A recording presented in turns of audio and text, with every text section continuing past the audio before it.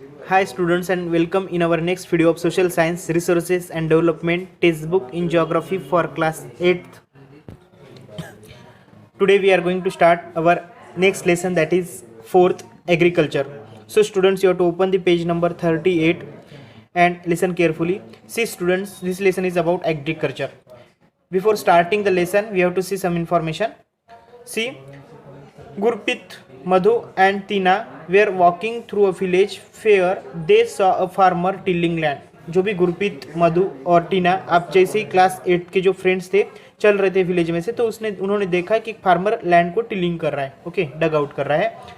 The farmer told them, farmer ने उनसे कहा that he was growing fit and had just added manure to the soil to make it more fertile. तो farmer ने उनको कहा कि वहाँ पे वो क्या कर रहे हैं, फार्मर ग्रो कर रहा है फिट को, यानी फिट का बीज वो डाल रहा है खेत में, उसके साथ साथ मैन्यूर भी डाल रहा है. मैन्यूर यानी जो भी खत रहता है वो डाल रहा है सॉइल में, ताकि सॉइल कैसे ज़्यादा सुपीक हो, ज़्यादा फर्टाइल हो. He told the childrens that the wheat would fetch good price in the mandi. और बाद में उसने बच्चों को कहा कि जो भी फीट है वो मार्केट में फेच यानी उसको ज़्यादा प्राइस मिलेगी मंडी में. From there it will be taken to factories. बाद में मंडी से वो कहाँ तक जाएगा, फैक्ट्रीज तक जाएगा. To make bread and biscuits for flour, from flour यानी जो भी इसका आटा होगा उससे फैक्ट्री में जाने के बाद क्या होगा, उसका क्या बनेगा, ब्रेड एंड बिस्किट्स बनेंगे. Okay, this information from a plant to a finish products involves 3 types of economical activities. तो बच्चों, जैसे हमने अभी देखा, जैसे हमें जो स्टोरी देखी थी फार्मर की, तो फार्मर ने जैसे स्टार्टिंग से जैसे फिट उसने बो किया अपने इसमें फार्म में, तो उस लास्ट प्रोडक्ट क्या मिल रहा है, उसका फैक्ट्री से ब्रेड और बिस्किट्स मिल रहे हैं. तो ऐसा ही जो भी ट्रांसफॉर्मेशन है प्लांट्स का, प्लांट से लेकर जो भी फाइनिश प्रोडक्ट है, उसमें 3 टाइप्स ऑफ इकोनॉमिकल एक्टिविटीज आती है. These are primary, secondary and tertiary activities. देखो 3 एक्टिविटीज इसमें आते हैं, primary, secondary and tertiary activities. तो one by one we have to see. Primary activities includes all those connected with extraction and production of natural resources. तो बच्चों, primary activities में क्या आता है, जो भी connected extraction and production of natural resources वो आते हैं. Agriculture, fishing and gathering are good examples. तो प्राइमरी एक्टिविटीज़ के एग्जांपल कौन से, एग्रीकल्चर खेती करना, फिशिंग करना और गैदरिंग करना, ये सब बातें. सेकेंडरी एक्टिविटीज़ में क्या आता है, secondary activities are connected secondary activities are concerned with the processing of this resources. ये भी जो भी रिसोर्सेज है इनकी प्रोसेसिंग सेकेंडरी एक्टिविटीज़ में आती है.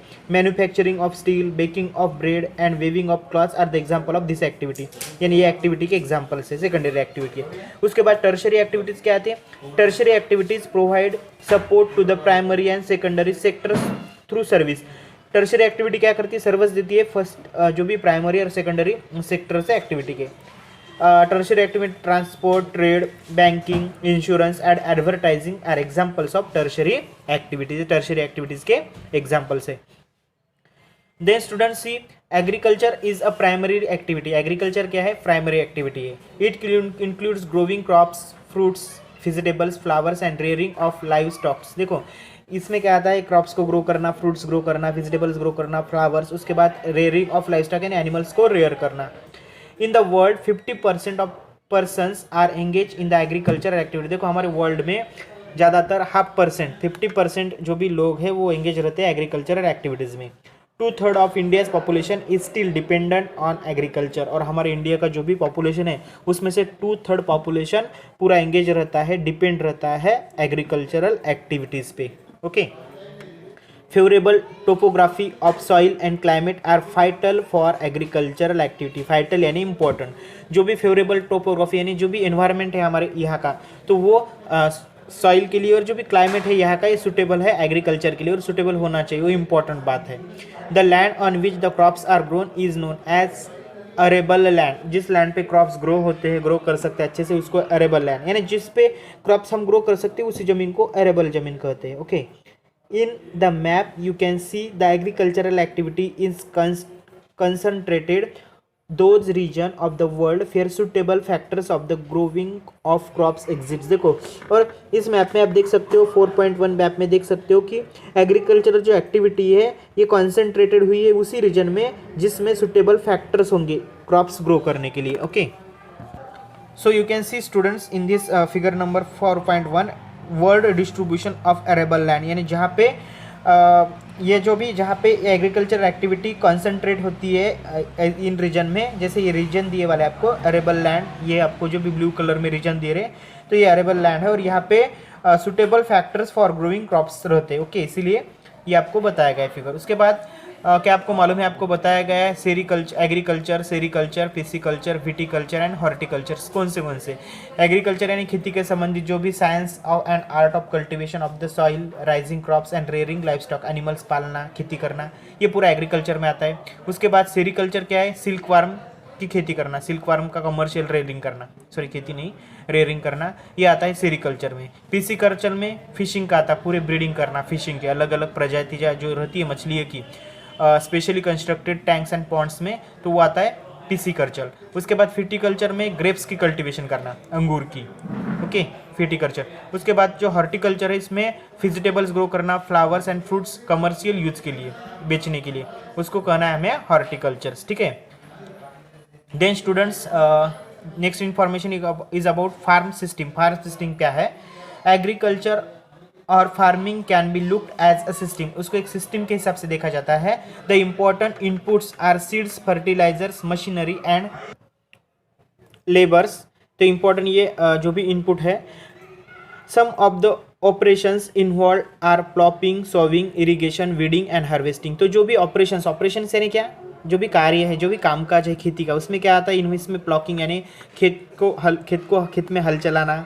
उसके बाद सोइंग करना, क्रॉप्स को जो भी सीड से उसको सो करना, सीड्स को बोना। उसके बाद इरिगेशन सिस्टम, जो भी सिंचन पद्धति है, खेती को पानी देना। वीडिंग यानी जो भी उसमें एक्स्ट्रा जो भी वेस्ट जो भी क्रॉप्स है तो उसको निकालना। उसके बाद हार्वेस्टिंग करना, जो भी आए वाला जो भी क्रॉप्स है उसको लास्ट में 100% वो पक गएगी, उसको हार्वेस्टिंग करना है। सब बातें आती है खेती में। Okay, the outputs from the system includes, output क्या मिलता है इससे, crops, wool, dairy and poultry product. जैसे हम खेती कर रहे हैं तो क्रॉप्स मिलेंगे हमें, जैसे शिप की रेयरिंग कर रहे हैं तो हमें वूल मिलेगा।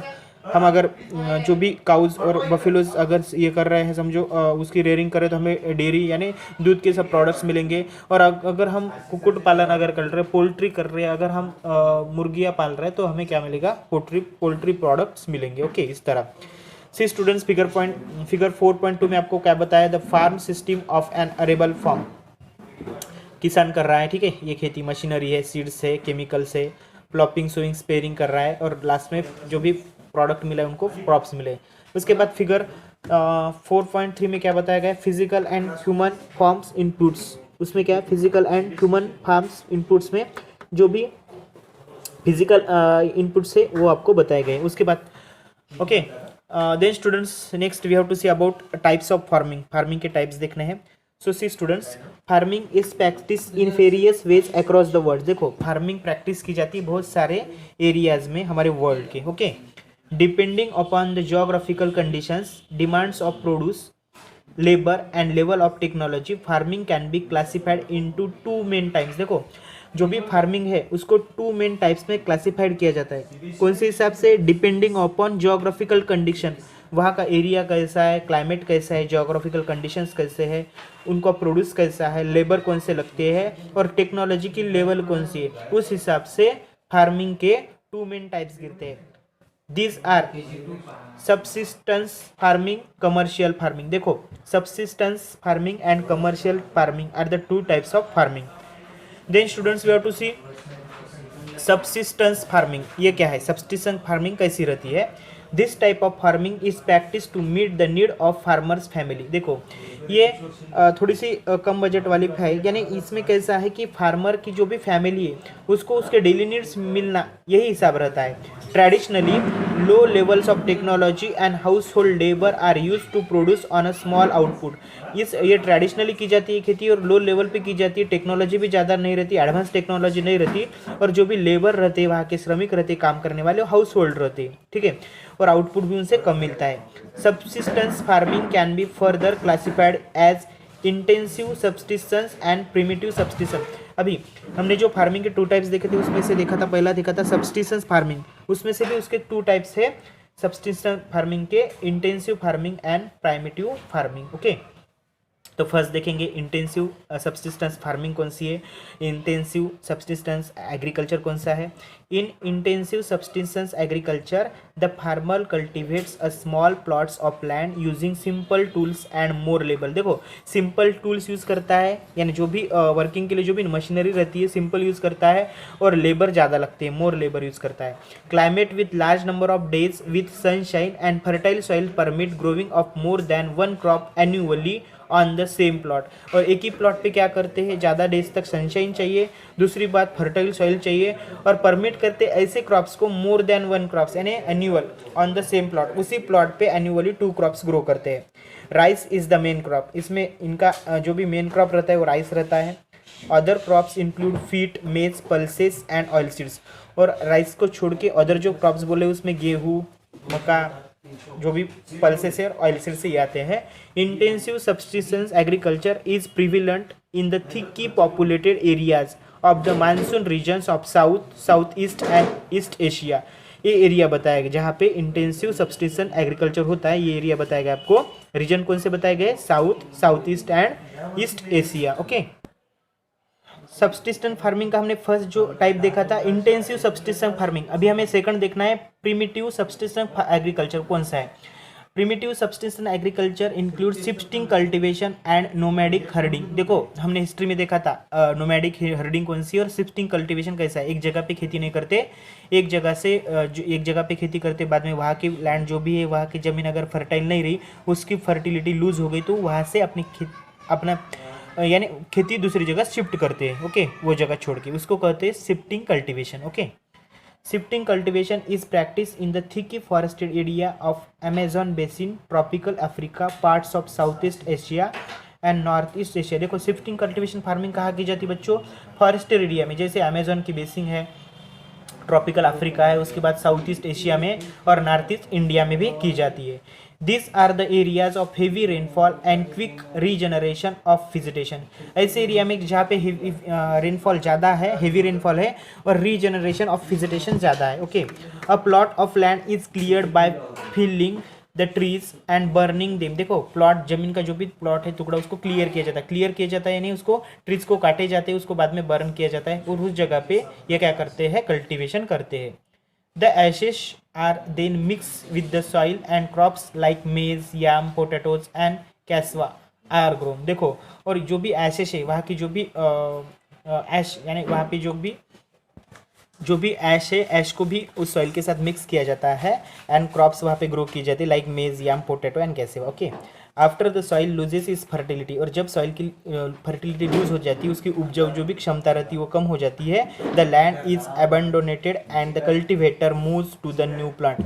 लैंड अबंडोनेटेड यानी वो जमीन छोड़ी जाती है, और जो भी कल्टिवेटर है, जमीन की मशागत करने वाला कल्टिवेटर, जो भी फार्मर है, मूव रहता है न्यू प्लांट पे, यानी न्यू प्लांट पे जाता है, वहाँ पे फिर जो भी फॉरेस्ट को क्लियर करके वहाँ पे न्यू प्लांट बनाता है।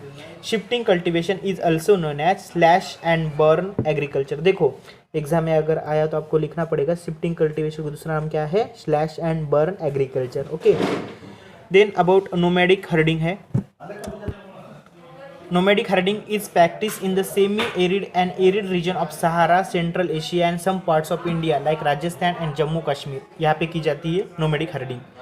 इन this type of farming herdsmen यानी जो भी उसको जो भी चरवाहा रहते, जो भी जानवरों को जो भी ये करते, हर्ड करते, तो वो क्या करते हैं, move from place to place with their animals. Animals के साथ प्लेस टू प्लेस जाते हैं, fodder and water along defined routes. These types of movements arises in a response to climatic constraints and terrain. Sheep, camel, yak and goats are most commonly reared. देखो किसकी rearing की जाती है, sheep, camel, yak and goats की. They provide milk, meat, wool, hides and other products to herder and their families. हर्डर उनके family को ये milk, meet, वूल ये सब बातें देते हैं। ओके, जैसे आपको दिखाया गया बच्चों फिगर 4.4 में nomadic herders with their camels.